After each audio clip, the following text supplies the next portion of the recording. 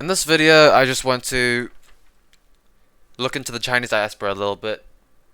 You know, I think it's quite interesting to look at because I do believe I am Chinese. So, yeah, I just wanted to look at some fun facts. I wanted to look at a little bit of the history.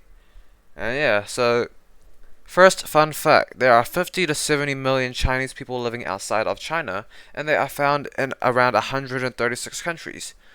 The country with the highest number of Chinese people outside of the mainland is Indonesia with 7.7 million, and in a 2010 census, New York City was found to be the city with the largest concentration of Chinese with 682,265 Chinese individuals. In 1990, over 50% of China's foreign direct investment was from the Chinese diaspora, and in that year there were $60 billion in remittances.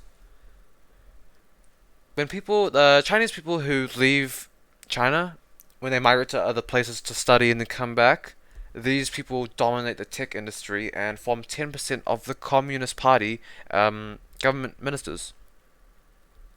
Now I want to look at a little bit about the Chinese diaspora in the UK.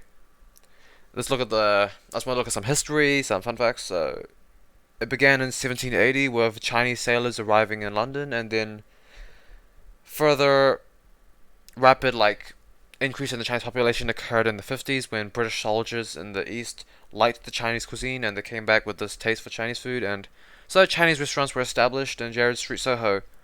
And then in the 60s, Soho turned into some Chinese center with many Chinese businesses being set up for immigrants, and eventually the area turned into a Chinatown.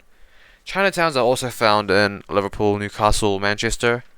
They're found everywhere, and this is linked to the homogenization of landscapes, but that's a whole other thing.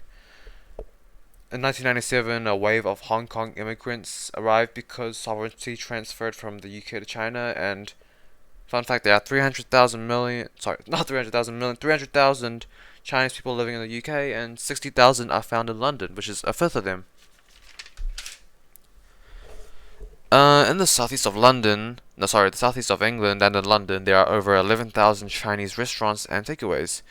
And there are also several educational establishments for Chinese people, like the School of Oriental and African Studies, and this does this is an example of like the cultural hybridity and cultural diffusion that occurs when there's a diaspora, because there's like two cultures either like coexisting, learning from each other, or they can clash, and culture clashes can be seen in Chinese diaspora in Malaysia.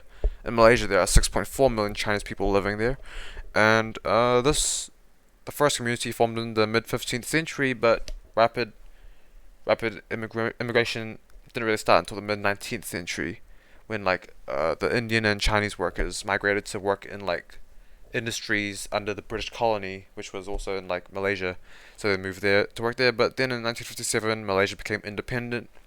By then, 50% of the population was Malaysian Chinese, and there was a lot of Chinese Malaysian clash because the Chinese people lived in the urban areas and were more wealthy than the Malays who were rural and were less prosperous.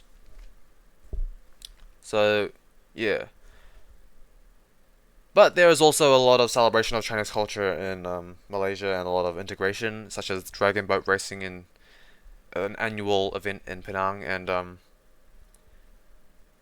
and there are also dishes which incorporate Malaysian spices, again, an example of the cultural hybridity or acculturation, such as the introduction of Malaysian spices in food such as lor mee, and 76% of Chinese Malaysians, they are Buddhists, and so the temples normally combine both Buddhism and Taoism.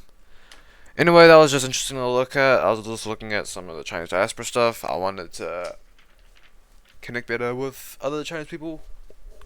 Yep.